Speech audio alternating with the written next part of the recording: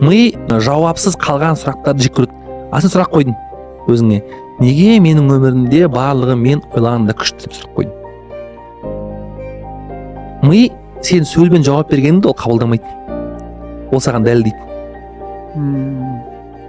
Возможностьтар көрсетеді, айналған адамдар көрсетеді, нәтижелер бере бастайды, күшті идеялар бере бастайды, короче.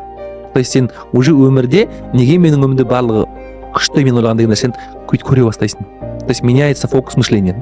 Или, например, а почему маған осы үлкен ақшамен жақсы адамдардың оңай келеді? И мы соған іздейді да. Да потому что ты классно общаешься. И ты начнешь классно общаться. И солай мы талдап отыр.